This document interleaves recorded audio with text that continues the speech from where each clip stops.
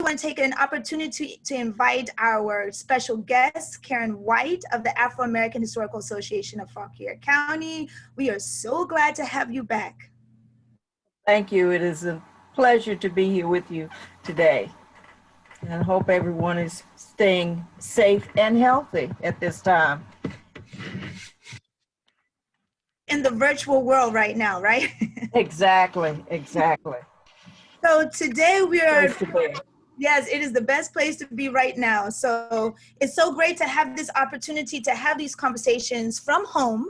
And I love your background today, Karen, because we get a glimpse of what AAHA looks like. Can you tell us where exactly we're looking at?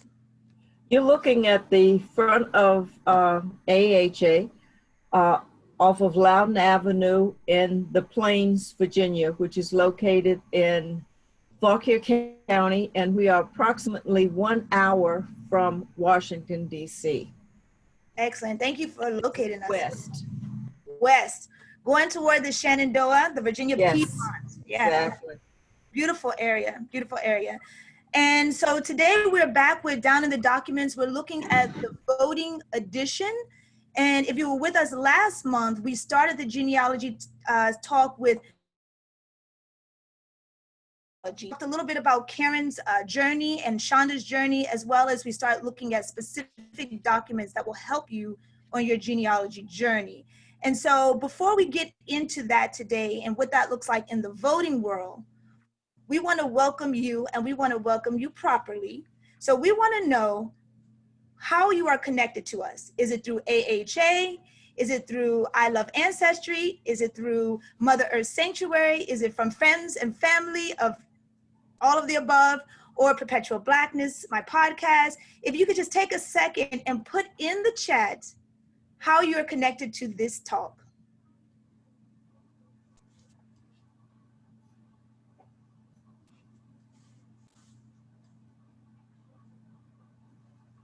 Excellent.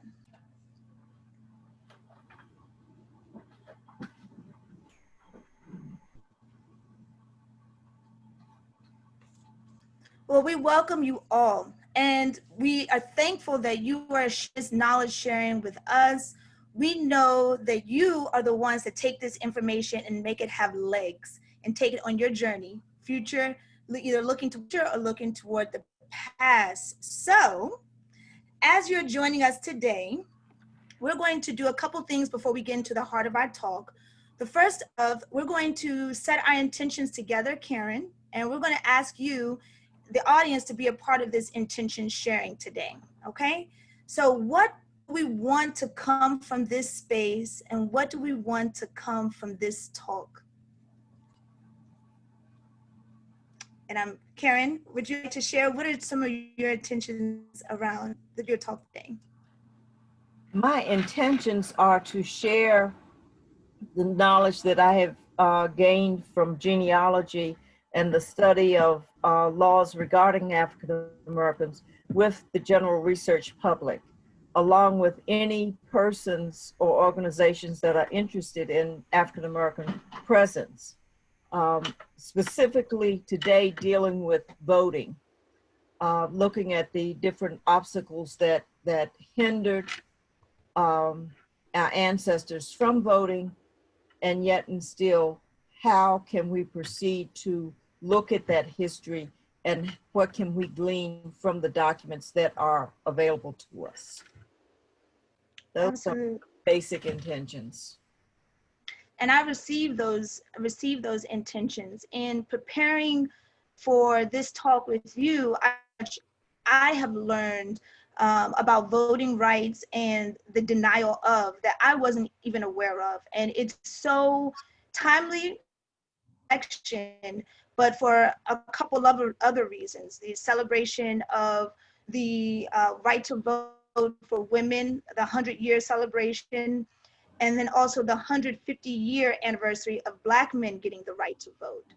But I didn't really know what that looked like in the day-to-day. So I'm very thankful to have this opportunity to share and ask questions with you. And this is my intention, is to share and to help spread that information and try to ask questions that help us see it in the day-to-day. And so we're inviting you to put your intention in the chat right now. What do you hope to gain from today? Why did you show up? And we're just asking you, go ahead and put that in the chat.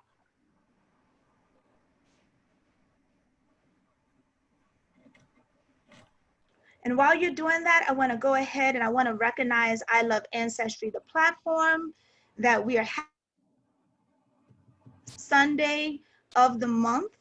And I want to recognize Mother Earth Sanctuary, Shonda Buchanan, and of course, AHA.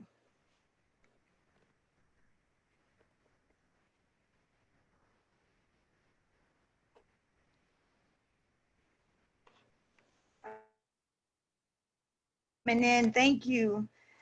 So we're kind of in a little Zoom box world, so we don't see them right away. There's a little bit of delay with that, but we thank you for setting your intention, because this is a conversation that involves us all. We're learning, but we also are bouncing back those ideas. So we want you to feel like you're not just learning, but you're also sharing your information as well. So on that note, take a break.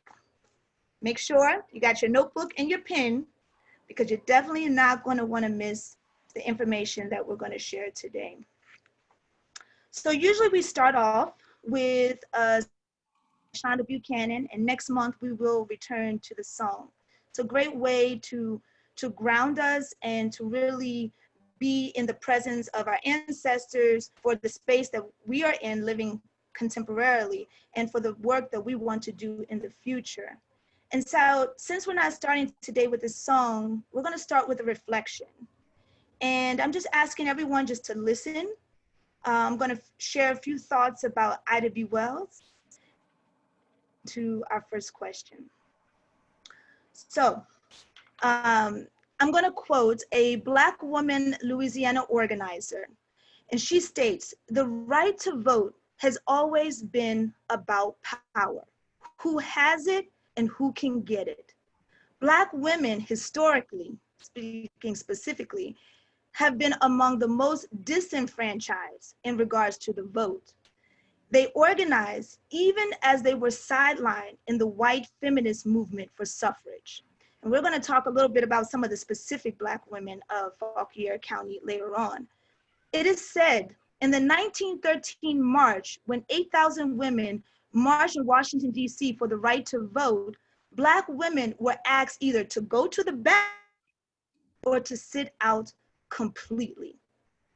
But when the march, so Ida B. Wells, she had to make a strategic call, either sit out of the march or accept the terms of being at the back. But what she did was she organized her Black women delegation at the back of the march, but as soon as it started, she pushed to the front and stood right beside the lead white feminist suffragists, okay? So this is the fierceness that we invite in this space. We are standing in conjunction with these women who did not accept being in the back and push their way forward. So that's what we want to keep in this space, and that's then the reflection I want you to also to take on your journey, right? We stand on this collective action. And so that turns us to our talk. So if we can cue the first images, Karen, I turn to you and I ask, how did we get here? How did the oppression of the vote start? Started in a colonial America. It started basically when we think of the racial and ethnic suppression. It started with the laws, the acts of the General Assembly. From 1723, the General Assembly declared that no free Negro, mulatto, or Indian whatsoever hereafter have any vote at the election of Burgess or any other election whatsoever. Wow. This law repeated itself over the course of the early laws that governed here. the one thing that we see here is that it did not matter what your status was, whether you were a free person of color or free mulatto, which is a mixed race. It could be an Indian white mixture or Black and white mixture down 4 generations, or it could be Native people that were actually paying the government a certain portion and considered tributary or free Indians. It did not matter your status. What mattered was your ethnicity. Wow. So this is really from the very America, there was already the mandate that Black, Indian, and any mixture had no right to vote. Exactly. And then you see the 1762, where they spell out women, infants under 21 years of age, convicts in Great Britain or Ireland that were transported here. They were not supposed to vote either, as well as convicts here in America. They were not supposed to vote. So you have a distinction of class as well. Thank you for bringing that up, because a lot of times people don't see that intersection. It wasn't just race, it was gender and class that led to the formation of these laws. And Nichelle, if I may interject also, and it would also go with wealth, because it also included people that were able to vote that had property. They needed to have a certain amount of property, as the laws were shown over different periods of time. Okay, so property was definitely going back to that class intersection. And also, Yes. I think one of the words that kind of sticks out to me, and I think about contemporarily, especially in the context of, I think Florida is the most recent that we've heard, the idea that convicts also were originally excluded from the right to vote. Yes, yes. I think that will come up in Virginia specifically during Reconstruction at that convention when you're going to ratify the Constitution with the right to vote. And it specifically dealt with the people that had succeeded, the southern states that had succeeded. So we'll get into that part a little bit later. Perfect. So going to the genealogy side of voting, and thank you for giving us that overarching idea of why voting restrictions continue to occur, because they've always been a part of the system, right? That's what we see in that 1723, 1762. They've always been here. What got you interested in the vote specifically? Can you tell us a little bit about your genealogical research and the vote?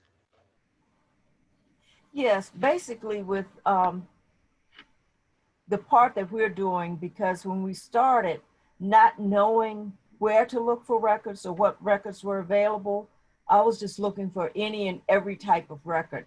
Hmm. And as each period in history would come to the forefront, or if there was an anniversary, then I found myself wanting to know more about the history of the background coming forward. What led us to this point? What was the background? What was the foundation as to why we are celebrating this? And locating these types of records, utilizing the Black laws, any type of court process, led me to the Library of Virginia in Richmond, which oversees all of the county records. And of course, some of the poll books and register books are at the Library of Virginia. And we can get that into the chat because people, this is a resource that keeps coming back over and over, is the Library of Virginia in Richmond, okay? So many of us have Virginia roots at some stage in some part of our family's history, especially since 1619 starts in Virginia. So we definitely want to keep in mind that the Library of Virginia in Richmond. Is that right, Karen? To make sure I quoted that right. Yes, yes. They are located on Broad Avenue, but they have a additional branch where the actual poll books are.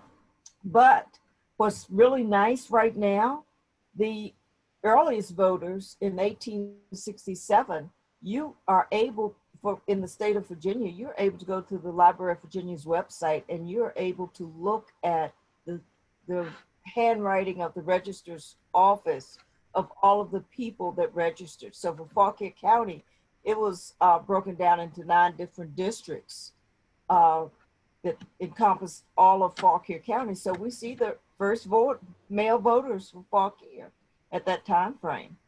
The poll books from Fauquier County are from 1867, 1869, but also they have books from 1892 to 1938, and then from 1948 to 1956. And this is a resource that you will be so extremely happy and fulfilled once you see this, because these books contains the name of the person voting, their birth date, their age at the time that they're registered, their current residence, their occupation, the length of time in the county and in the voting district. And it will even mention if you have relocated or in a location different from the original location. Like if you were in Marshall District and now you're in New Baltimore, they will let you know that. So you're being able to spell out more of your family. You're putting flesh out there. For example, in my family, the recording of my grandmother's mother, Annie Gaskins Wanzer. We're going to cue the images right now because we have some images that reflect the family members that voted, right? So we're going to cue those. Yes. This is my great grandmother, Annie Wanzer Gaskins. No, Annie Gaskins Wanzer. Excuse me. Born in 1875, just after slavery. She was a housewife. She lived in Delaplains, and she was 46 when she registered to vote, October 24th, 1921. Wow. So right after, could you situate us with the date of when the 19th Amendment passed? That would have been 1920. They would have been able to vote in the 1920 election. Now her daughter, Sue Wanzer Clow, who was born probably in the late 1800s,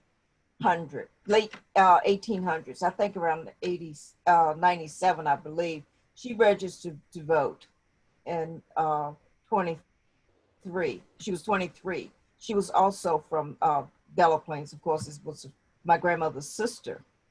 And when she registered, she was there. My grandmother's sister-in-law, her brother's wife, registered to vote. She was born in 1905. She was living in Delaplain area, but she was actually from the Paris area. Now, according to her descendant, she was able to, she came from Paris, and her parents were surnamed Boss, B-O-S-S, and they have an oral history of being native descent, but I have not researched those, so I can't speak to that. I can only address the oral history of that. Absolutely. And I'm glad that you also plug that, right? Because Black and Native and their intersections, right? And we know that sometimes the oral histories tell us things that the documents don't tell us. And that's also a part of the story. Like these communities were connected in different ways. I wanted to go back, and it's these images are just so striking. They're so beautiful, and people may not have realized that they could go to and look at the voting documents to learn this information about family members. Could you repeat the resource that would give us exactly this type of information?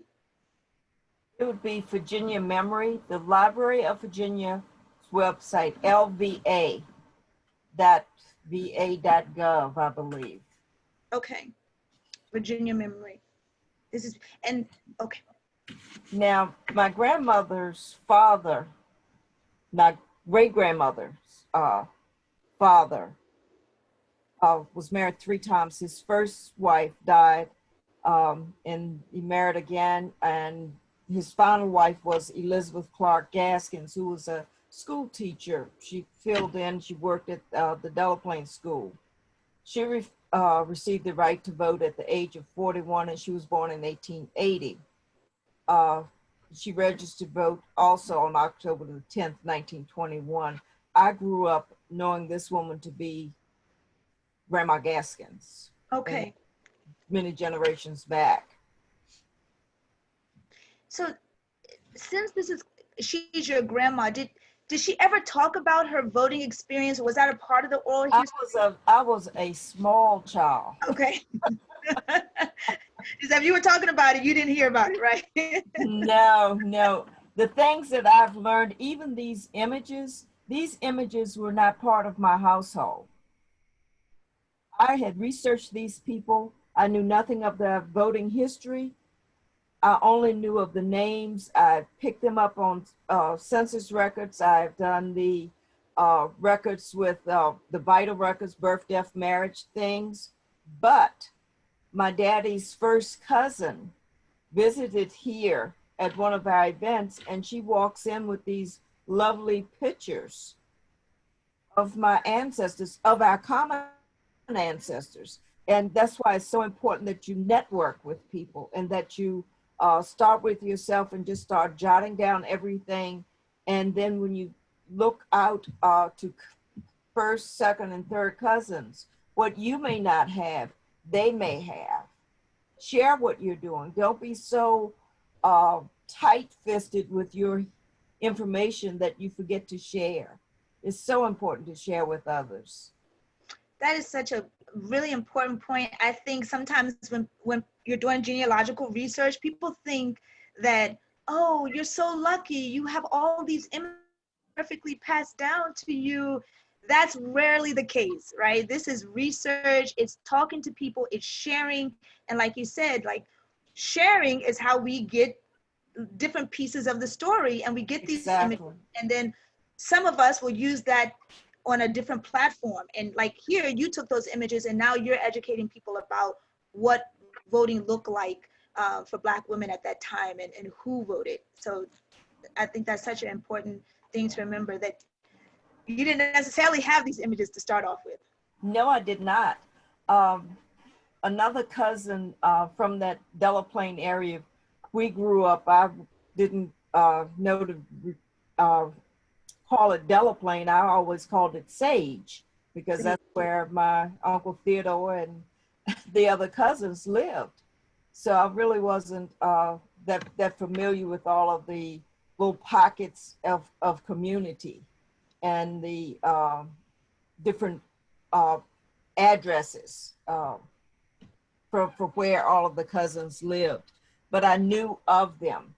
Now, I knew that we had an uncle, my grandmother had an uncle by the name of Lloyd Wanzer, who had a store, and his store was called Carrie and Son. Well, this is Uncle Lloyd's second wife, Carrie Hall Wanzer, who was born in 1886. She helped run that store, and Uncle Lloyd would often have mail that would be delivered there, and he would make sure that the community members would receive their mail as well. But Uncle Lloyd was a Pullman porter as well. So it's you start putting all these pieces together. But his grandson shared this particular picture with me, along with some other pictures and some things from the store itself. So people will share. And that cousin is now deceased, but we just received by mail some additional information on this family from the cousin's wife up in New York. So Wow. as long as you feel that you are interested. I love that. And the sharing season is upon us too. So Yes, it is. Yes, we'll talk about that a little bit before we finish up our talk, but this is the opportune time for you to start doing some of those oral histories. This is a wonderful image. So if we're looking at these voting records and we're looking at Virginia memory, also you mentioned a little bit about the poll books. Where would we find those poll books? the 1867, you'll be able to find that one online at the Library of Virginia. Okay. You can actually put in, you can do a Google search, you can put in a Google for Library of Virginia, make sure you put Richmond, and then they'll pull up Broad Avenue, that particular one. And they'll have a 800 or 804 number where you can call, you can query, tell them what you're looking for. They have someone on the reference desk and they will send you to the right spot. They will tell you what hours they are open and when they will be able to bring records over to the main branch for you to be able to see. But for 1867, you can sit at your home. You can in your state of Virginia along with your county, and your poll books will appear. And it is so exciting to see the names of all of these people. Like in Fauquier County, we have over 1,200 people, male people that voted in 1867. Wow. And then in 1869, those particular records had not been scanned and were not online. But when I contacted them for a small fee, they copied all of those records for us. So we were able to sit down and one of the volunteers here typed in all of the names. So now that they are indexed for our in-house use, and in the future, we will have the indexes online at our website of the names of the voters. And we'll learn the 9 districts of where the districts were. So that too will be interesting. That is so exciting.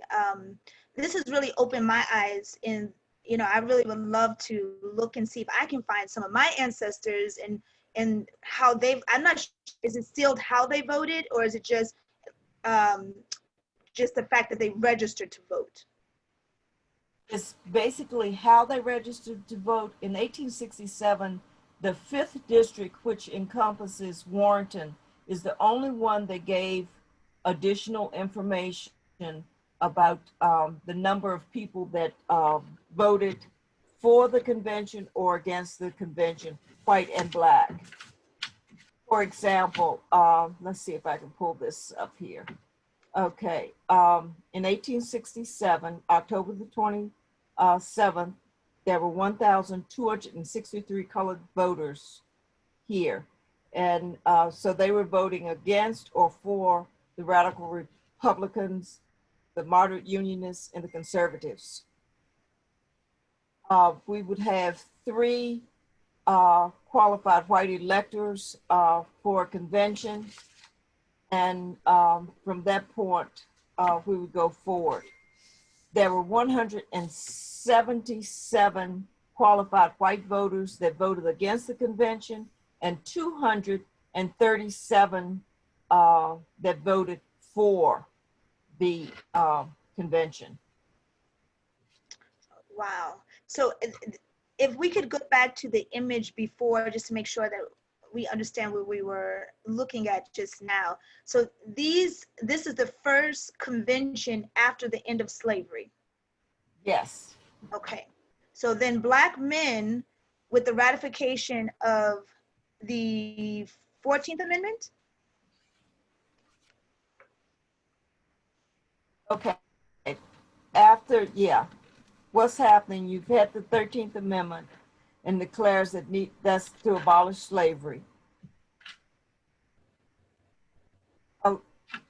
I'll tell you what, why don't we, let's kind of walk through this from the beginning. I think it'll be easier. Okay, that sounds good.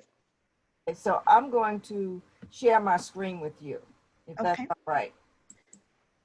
So perfect. So we're going to go back a little bit and go through the process of what it looked like as people were getting the right to vote at different times, what the conventions look like. Yes. Okay, excellent.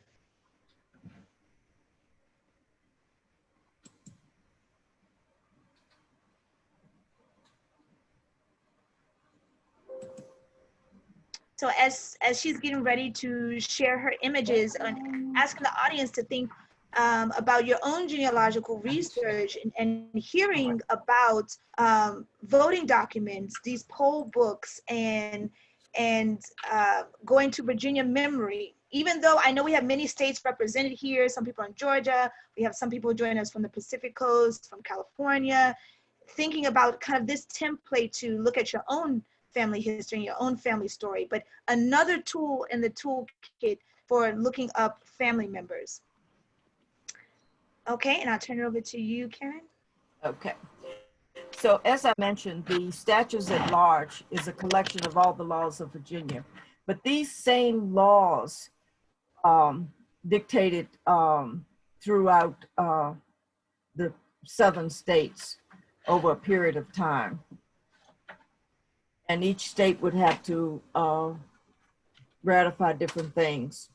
So we know that with the 13th Amendment, we are abolishing slavery. And can I just stop you right there, because this is this amazing image. I've never seen what this actually looked like. So these are the signatures to the amendment? Yes. Now, this is done up like a broadside now. But this has an exception, except as a punishment for crime, whereof the party shall have been duly convicted, shall exist within the United States. So there is a gray area here that's not giving everyone an opportunity to vote. If you are a criminal, you will not be able to vote. So you have to put a pin there because that has consequences. Again, very much wrapped into that contemporary conversation of voting rights after being. Right. Well, like right now, people are trying to pay fines for people so that they will be able to vote in the upcoming election. Those people that have been convicted of some type of crime in their, maybe they have finished their probation, and the only thing they need to do now is to pay their fines, that cost. And we all know that it's not extremely easy sometimes to get jobs that will afford you the opportunity to cover anything other than your basic needs for daily living, let alone a fine. But be that as it may, I just wanted to point that out to you. So this is an image from Harper's Weekly of the first blacks voting in 1867. I don't know where this is supposed to have been, but we know it was in one of the southern states.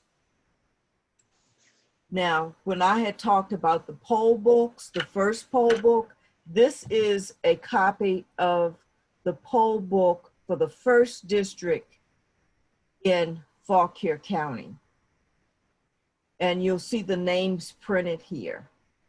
This is so rewarding for people today that's kind of sitting there wondering, should I vote? Shouldn't I vote? Why should I vote? I don't trust anyone. You know, if these people coming from the institution of slavery were able to go out and vote, we need to follow their lead and go out and vote regardless of party, but because you have that right, because they had a hard time getting that right. So when I look at this, I just scroll down these names. I see Welford Butler, Bernard Butler, Hannibal Blackwell, Albert Chapman. So automatically, I know that this encompasses some of the people from the Silver Hill, Morrisville area. Some of these people probably were part of the Blackwell estate, because I see Benjamin Coram. We have a volunteer, Christine Lewis, who is a descendant of Benjamin Coram. These are just things over the years that I've come to know. Albert A. Chapman, we have board members that are Chapman Tyler descendants.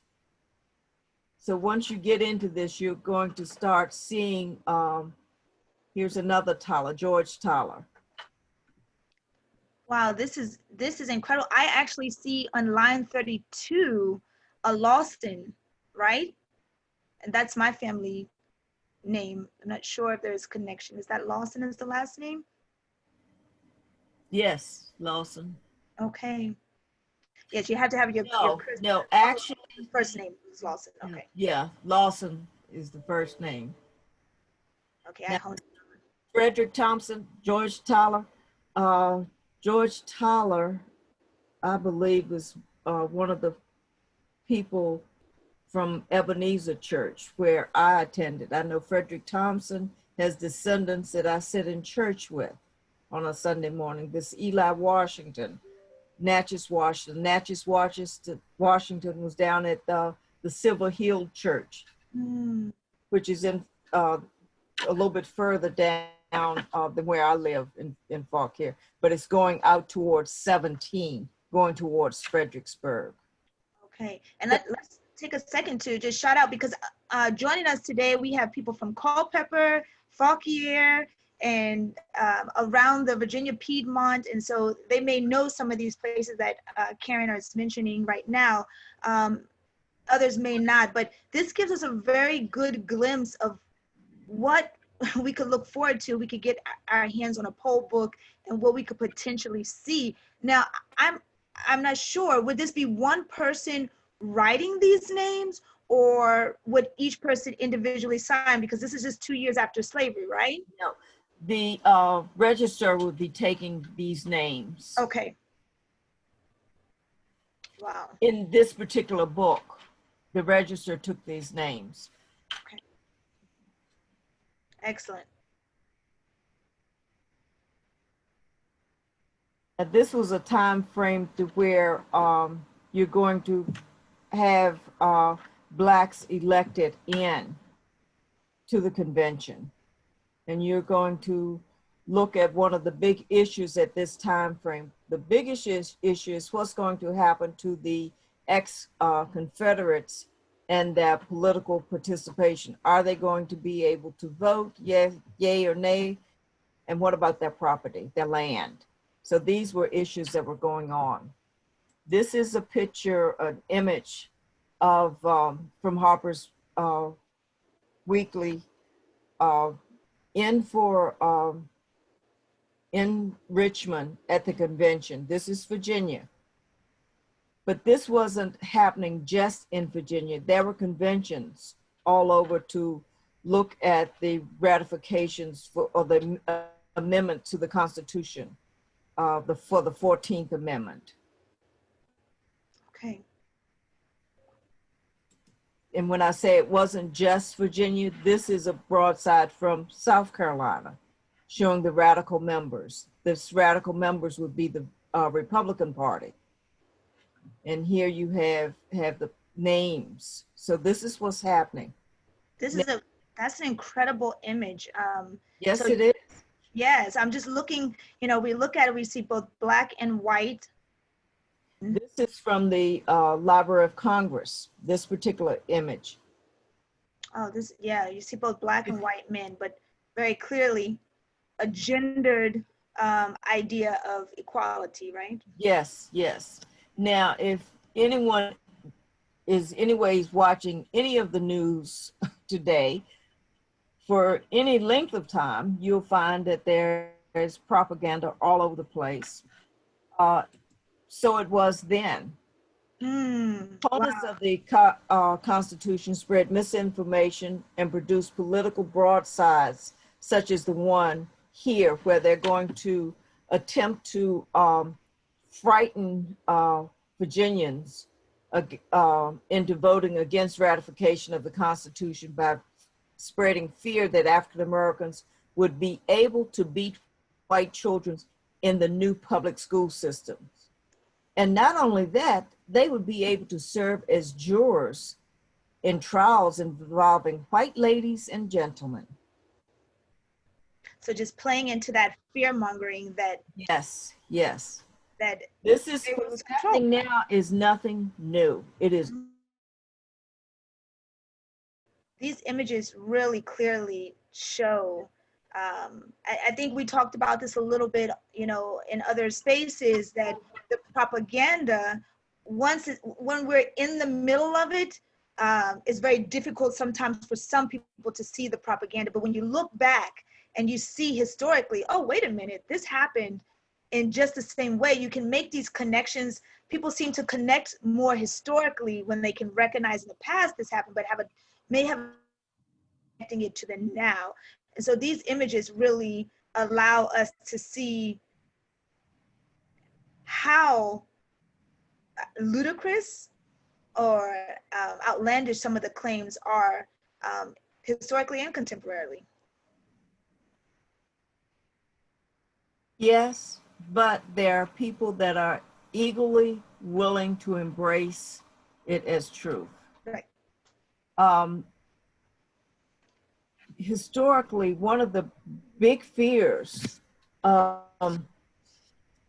was within the churches, and they had a question: what are we going to do with these Blacks if we baptize them into our faith, if they are accepting Christ? Are we supposed to treat them as our brothers and treat them equal? So they opted not to do that, but to allow states' rights, a separation of state and church, to call that, to make that call. So Oh, wow. that way you could still keep them as enslaved people and not treat them as equal.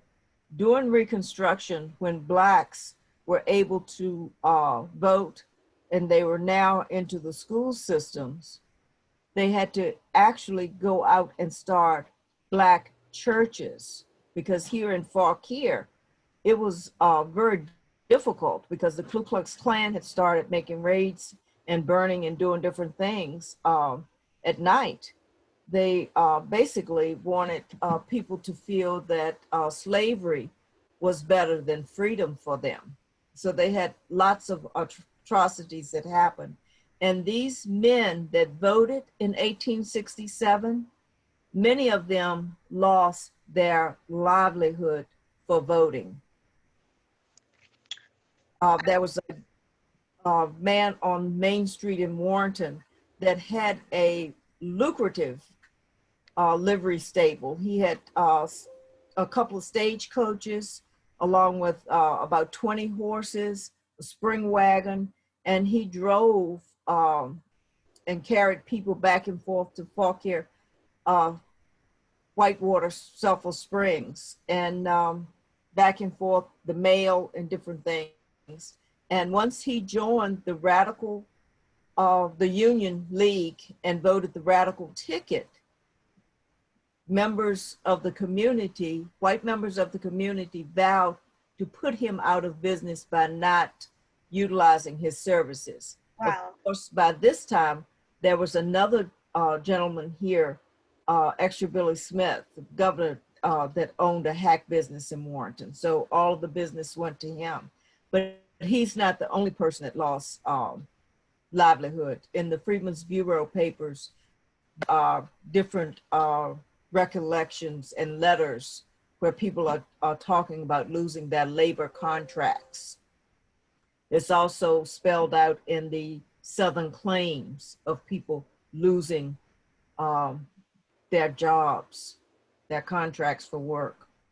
And so Because that's, oh, I'm sorry, Karen, I didn't mean to cut you. I would like to just plug what you just said for the chat box.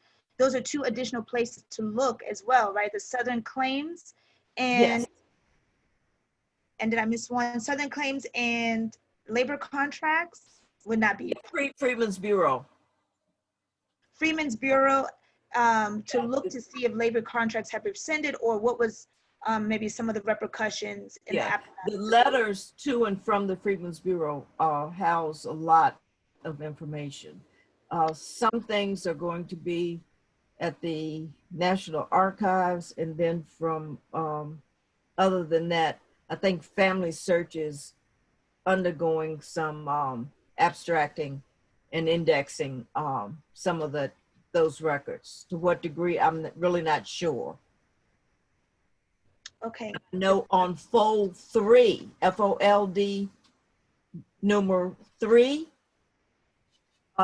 you'll be able to pull up, if you browse, you'll be able to look at Civil War, Southern claims allowed, disallowed, and you'll be able to find testimonies from various people that lost property during the Civil War.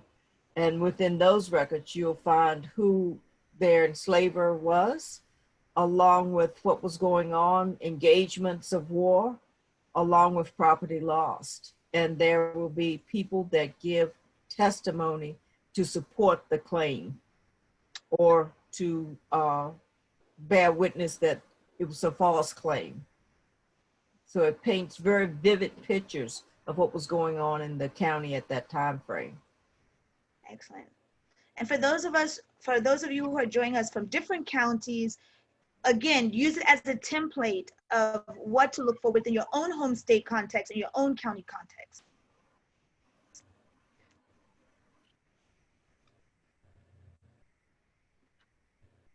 Now, I don't have the reference in front of me right now, and honestly, I can't remember the young lady's paper that I've recently read. And it was discussing Reconstruction and what was going to happen with the people, the ex-Confederates. So they are now going to have to give an oath of amnesty. They're going to take that oath that they're coming back into to the Union. So now they're going to be able to hold and to vote in political elections. Okay. And what is believed is that they lost that war, but their belief never died. It never ended with the loss of that war.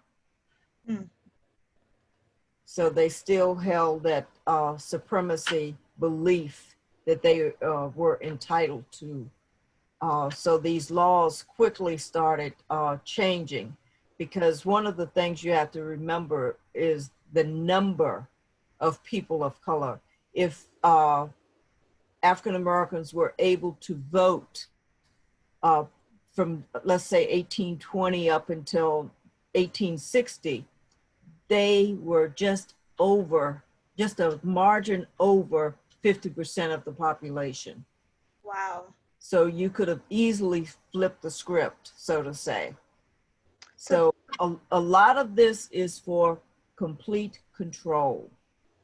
That gives a lot of context. So if the margins were above 50%, like you said, then there would be a lot of political power in the hands of Black people, and that was definitely a huge point of contention. So yeah. So the best thing to do is to keep them as ignorant as possible by not allowing them to vote. So you don't give them the right to citizenship. So you don't want to even open up that door to where there's even a question. You don't want to legitimize the enslaved population with their marriages, because then there might be an ounce of thought about humanity, their humanity. So all of it is connected in the dehumanization, which Yes. justifies not having citizenship. And thank you for even putting that language in there. The citizenship is a key component in having rights. And Native Americans at this point, and people of had no citizenship. No. Even as Black men, after the eradication of slavery, even as Black people were getting, Black men and women were getting citizenship, Native Americans continue not to have citizenship. Exactly, exactly. The issue of citizenship weighed heavy on many persons' minds, such as John Brown, who held that convention in Chatham, Canada in I think it was around 1858. A couple of people from Fauquier was actually there at that convention. And that convention dealt with looking at the free Negroes and trying to draw up a constitution for allowing them to have citizenship with rights. Mm. And then from that, you have a spinoff into Harper's Ferry and the raid there and the death of John Brown. And then you have Osborne Perry Anderson, the survivor of that raid. So it's a lot of information there. But I say all of that to say that the times in which we live now, voting is extremely important. We must exercise our rights and realize that these did not come easily. Absolutely. Now, I'm going to move quickly to the next slide, Okay. because the law, having people in political power, allows people to write laws that can constrain, that can put one's foot or knee on your neck, such as this 1901-1902 Constitutional Convention to Virginia, where you're looking at this poll tax, where people are going to have to pay $1.50 to vote. And you're going to have to pay it you're going to have to pay it 3 consecutive years. Mm. And not only that, now you're going to have to be able to give a reasonable explanation of any part of the Constitution submitted or read to you by the registers. Wow. And I recently read where they were often given blank sheets of paper to where they would have to write a specific portion. So I would hate to think that my right to vote would depend on me writing something or retaining the information to write. I mean, really, as you get, some people are able to retain much better than others. Some people write better than others. But this is really something. I'm going to leave it at that. And Ken, if I could just ask quickly about the poll tax, just to make sure it's clear. Poll tax, as you said, was $1.50, and it was at this time, at this period, and every year for 3 years, they would have to pay this poll tax. Was everyone in the community, or was it directed specifically to Black communities, or Black men at this time only had the right to vote? Was the poll? Okay, there was a grandfather clause that came into effect, that if your grandfather voted, you would be able to vote. I don't have all of the information at my fingertips on that, but we did in conjunction with a couple of other organizations last year, a segment on all of this. And I think it may be on our Facebook page, where they talk a little bit more about the grandfather clause and all of that. I didn't go into all of that today, or even to pull into that history part of it. And I don't want to rely on my memory at this point, because I don't want to lead you down the wrong path, because I honestly can't remember all of the ins and outs. But part of it had to do with property owning, part of it had to do with whether or not your grandfather had voted.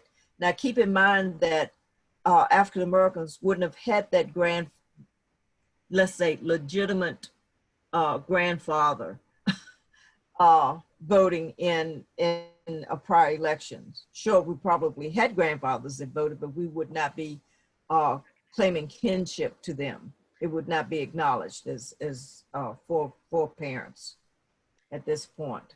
This is, I just want to say here, this is what institutional and structural racism looks like, right? This is what it is. Like, you call it the grandfather clause, but really the intention is, you know, that it's going to exclude the population that you don't want to have access to voting. And like you said, the legitimate grandfathers, because many Black Americans had grandfathers who may have been slaveholders, but they wouldn't be considered legally an heir. Right, exactly.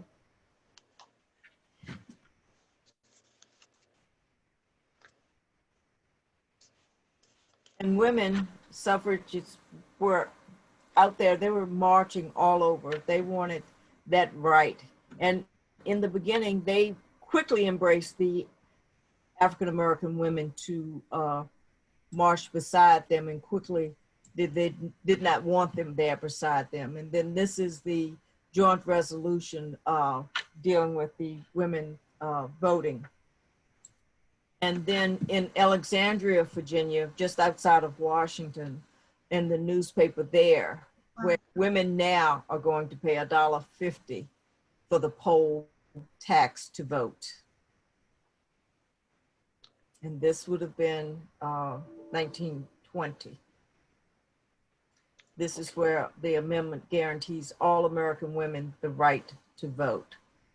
Now, for this part, I basically stopped here because I wasn't trying to give a lesson in history, because I am not a historian.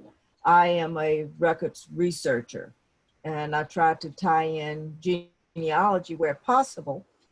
So this is what I was trying to do, but I had to understand the laws in order to know what type of records may be available to us. So to sum up what we were talking about earlier, the Library of Virginia in Richmond on Broad Avenue is a wonderful resource.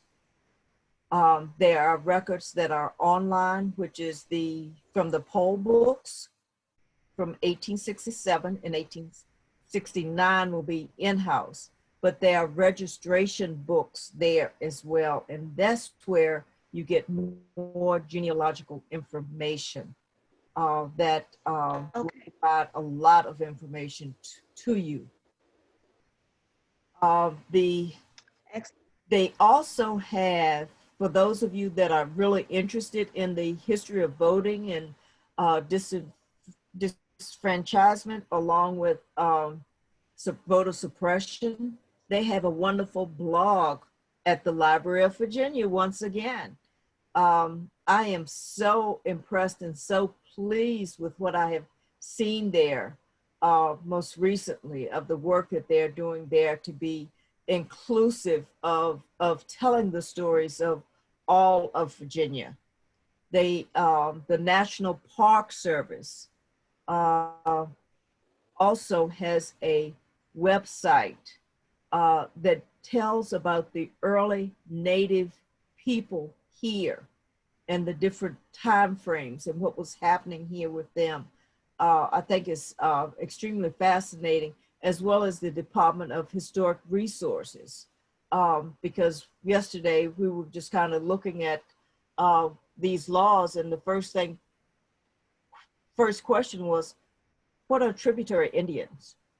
So quickly, if you Google that, you'll go to one of those websites, and they're going to tell you those are going to be your free Native people here. But just because they were free, they still had no rights to vote.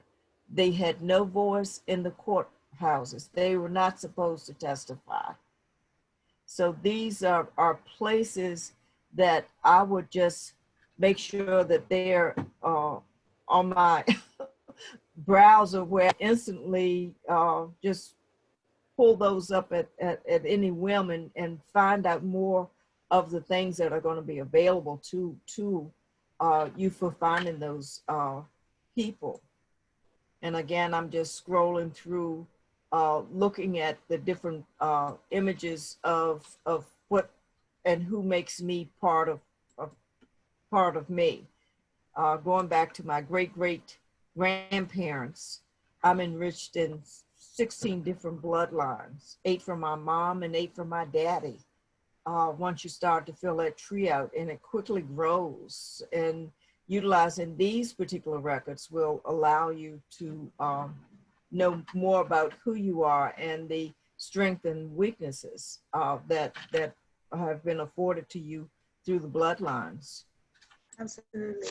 I love that we return the historical. We're looking at what's happening at the national level, what's happening at the state level, and then looking what's happening at the personal level, the individual and the daily lives, right? People signing up to vote, people exercising, and then the repercussions that come to them as well in that space. We're at the just a little bit after 2 o'clock, and we want to open it up to questions and answers, Q&A, and any comments that people want to make in the chat. So we're asking you, go ahead and put that in the chat. If you have any questions for Karen regarding genealogy or voting, we're going to start that portion. And then I'm going to ask in the meantime, Karen, if you could give us some that we might want to ask as we're doing our oral histories to get to some of these voting conversations. I know that after this, I'm going to go back and talk to my elders about their experiences voting. Could you give us some good questions start off with, or get to some of the details of what voting looked like? One of the first questions that we've come up with was as an opening is asking about if you remember where you were when Dr. King was killed and President Kennedy. Okay. We're doing. And then from that point, who is the first president that you recall? I like this question. Because normally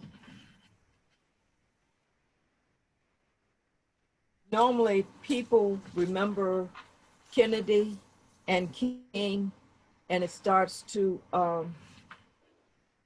trigger memory for people, and it opens up conversations.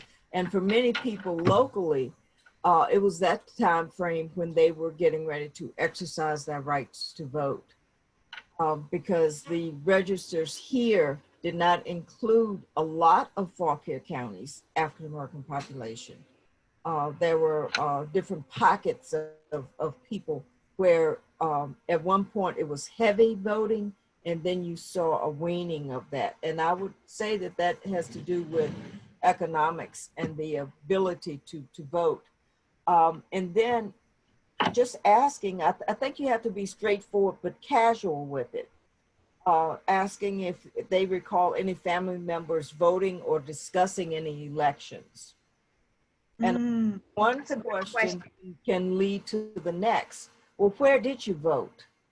Did you have to pay a tax, or did you have to answer questions?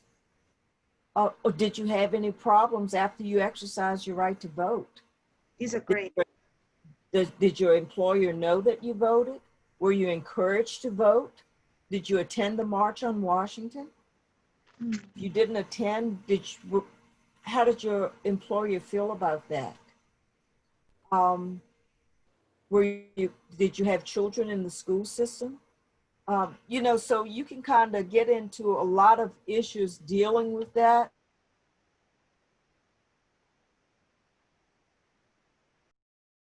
Some states integrated immediately. You have Brown versus the Board of Education, but here in Fauquier, you're in the late 60s before we integrated by region.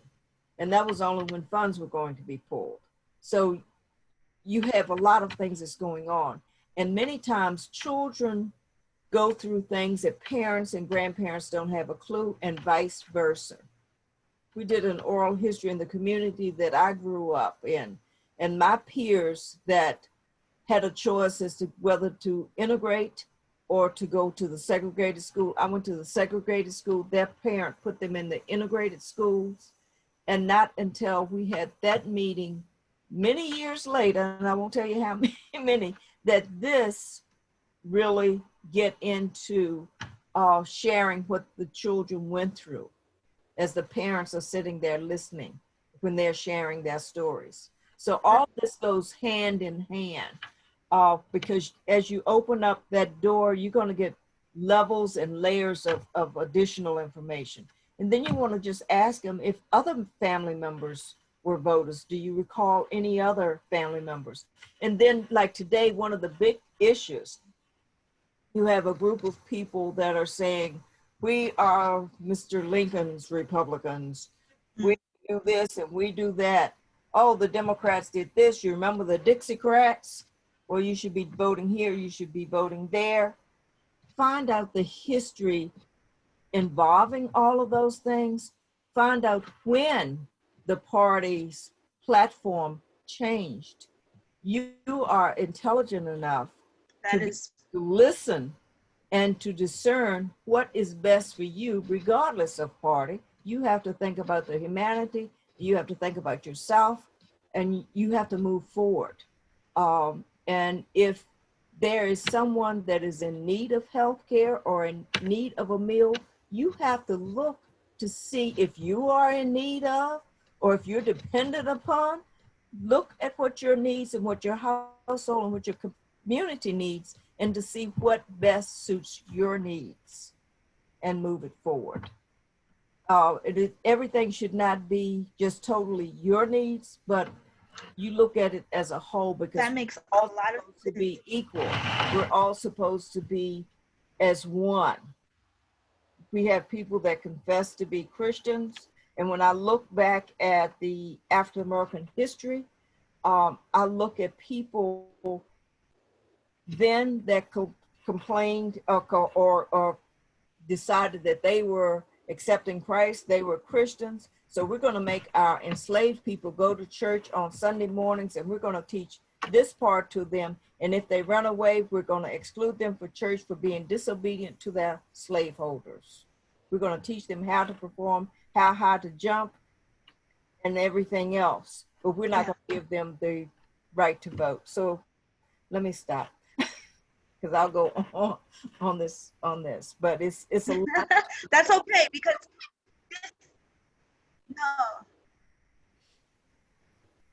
no, this is great, and in understanding what is at stake. That is one of the questions that we have. Before I get to the question in the chat box, I thank you for that strategy of mentioning Dr. King and mentioning Kennedy as a way to get people to and think back to a time. So using the emotion of that, or something that was a landmark event to help get people to remember and think back and connect to that. And you know, and I can't take credit for coming up with that question. That was part of the oral history question that was either put together by Dr. Donna Harley, one of our board members, or either Angela Davidson, another board member and director. So I know that there are many hands that bring many things to the table, and together, where I may have tunnel vision for one area, they may have another area that's crystal clear, you know. So you have to rely on strengths and weaknesses of other people. So all of this is wonderful, but you have to share.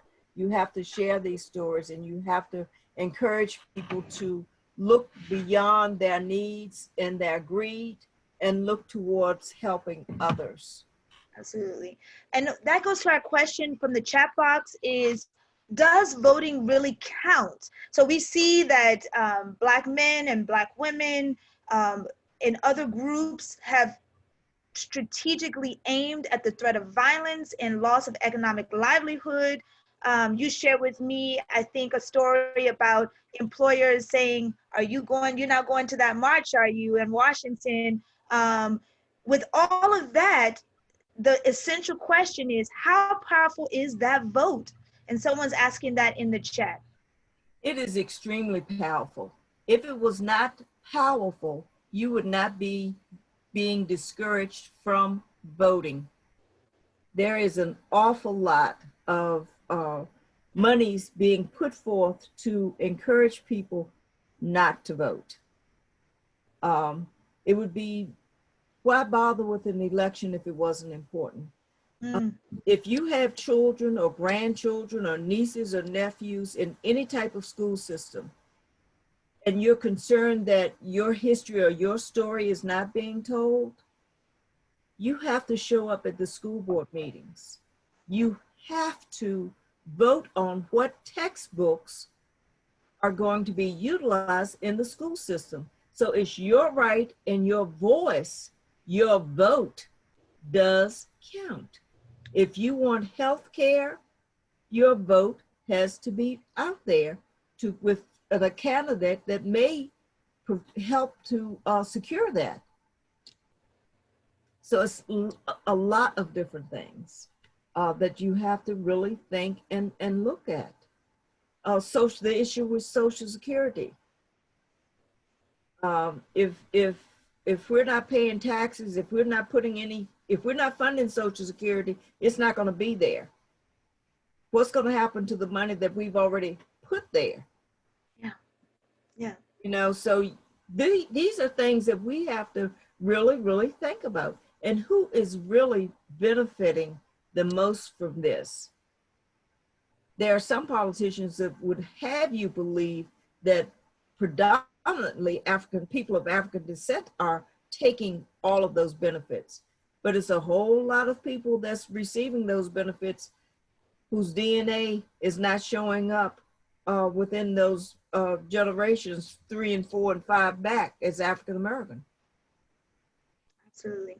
So I love that you put in the context of not just people think about the national elections, those are huge. Of course, they think about their representatives, they think about at the national level and at the state level, but also the school board, right? So we know, and the reason why we do these type of forums is we know that our stories particularly are not being told.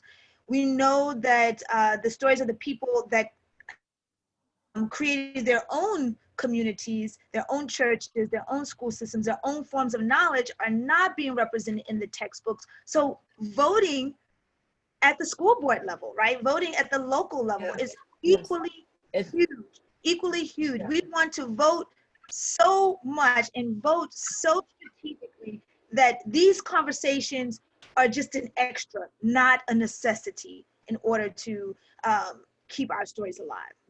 What we have found over the years is that many African Americans were not going to these meetings or showing up because they weren't feeling welcomed.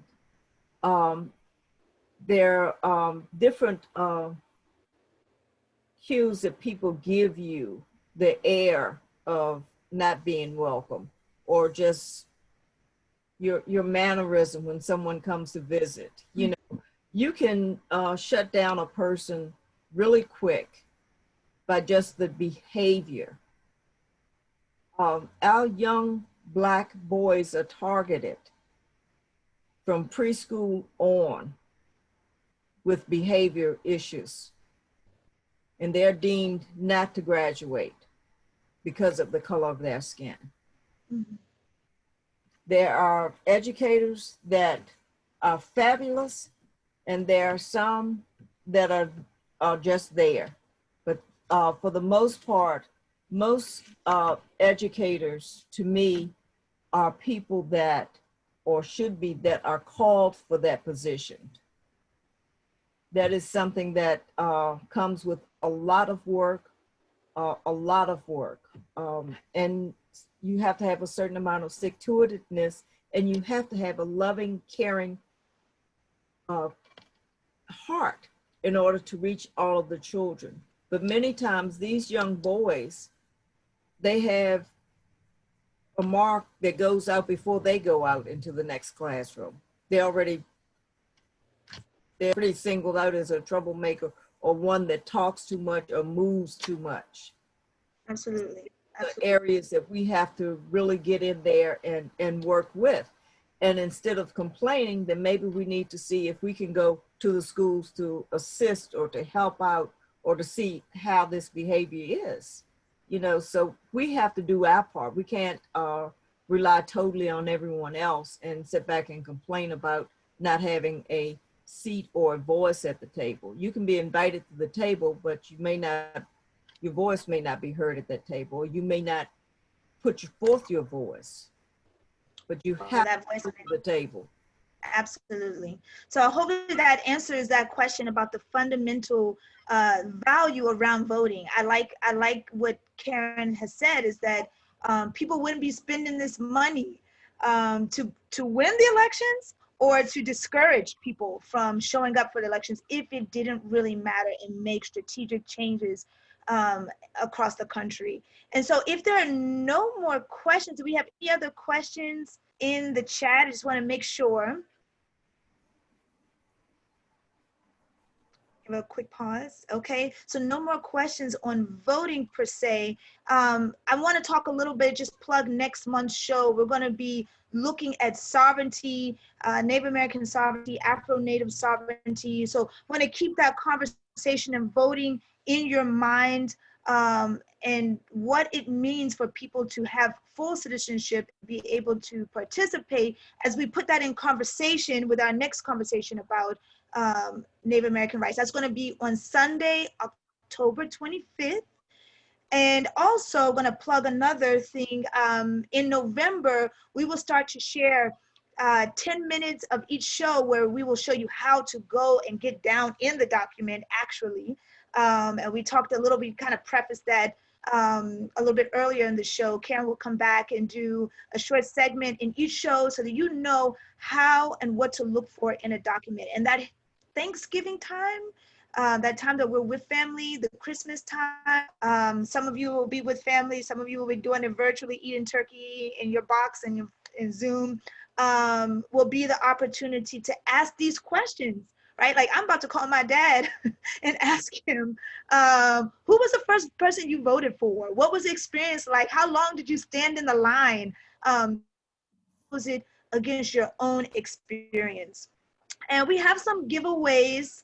Is the last thing before we close out today. We have some giveaways today from Mother Earth Sanctuary, one of our partners. I Love Ancestry, Mother Earth Sanctuary, AAHA, Shonda, and myself, Perpetual Blackness. And so here's what we're asking you to do. Last month, we asked you to put in the chat box the eldest person in your family. Now we're asking you to put in the youngest person in your family, because that's who you're voting for yourself and for the next generation to come. So we take a second, and I'm going to say, hold on one second. I want to count to three. On a count of three, we want everybody to put in the youngest member in their family. They should not be the person that's on this Zoom call, okay? All right. So on the count of three, 1, 2, 3. Want to see those names. Nichelle, I just want to shout out to anyone interested in Fauquier County's poll books. On October the 7th, we're going to look at the 9 districts and to pull out names from those 9 districts and talk a little bit about some of the people that are there. And that'll be on October the 7th at 2 o'clock. It'll be by Zoom. You visit our website and you'll get the information there. It's ahafauquier.org. Excellent. Thank you. So October 7th, we can plug that. If you're interested specifically in those poll books and learning about African-American ancestry and the vote, looking at the poll books, it's going to be a virtual with AAHA. And we're sharing right now all the handles there. So you can just snap a picture after you put your descendants, your youngest member of the family in the chat box. Go ahead and snap that picture. Please check us out. Each one of us, we bring different things to the table, but we love coming together and having these conversations. So make sure you follow us. And we're going to choose 3 winners, and today's giveaway is sage bundles. And we also, and to go back, we also have 2. All right, someone's asking me for a moment, so I will slow down. We're going to also give away 2 sage bundles to the previous winners from last month, whose mailing of the Black Virginia laws and Black Indian, copy of Black Indian will go out this week. You will also get the sage bundles as well.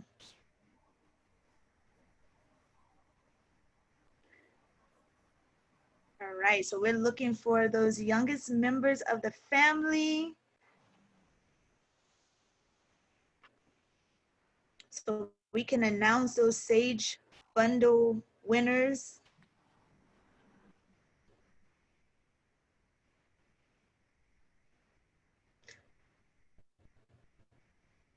Karen, it's been a pleasure. We thank you so much for all of your knowledge and information.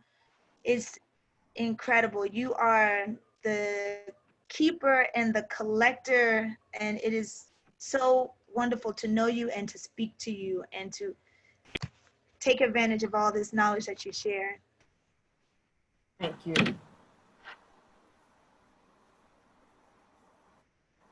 So I'm just awaiting some names so I can announce them. All right.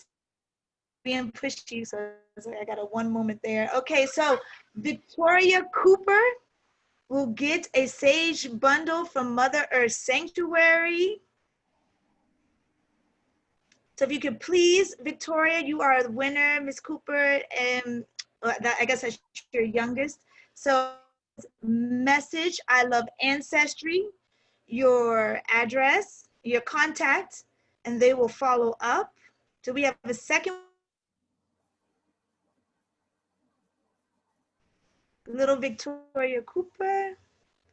Ooh, and I please, if I say this wrong, Romello Mello Van is our next winner of the Sage Bundle.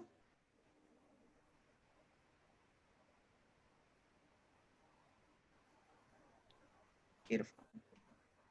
Oh, I have a correction coming through. Sorry, Mello Lewis. Is it Mello Lewis is the second winner. So let me repeat. So first winner is Victoria Cooper, and the family of Mello Lewis is our number 2 winner of the Sage Bundles, and one more coming through.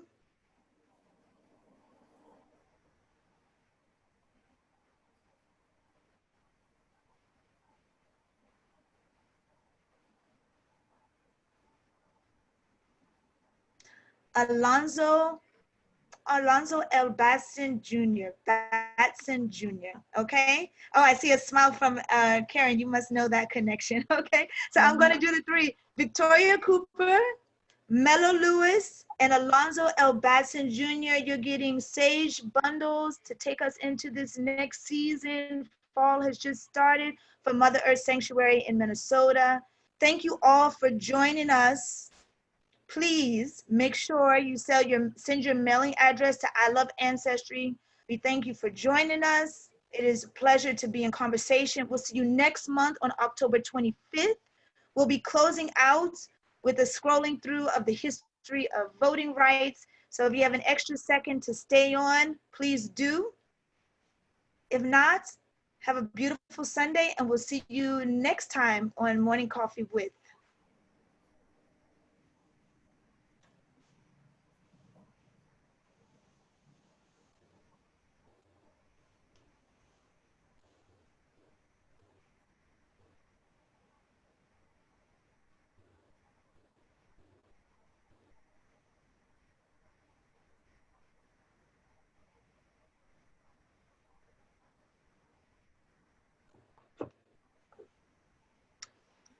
And we'll provide the link to this as well in the chat.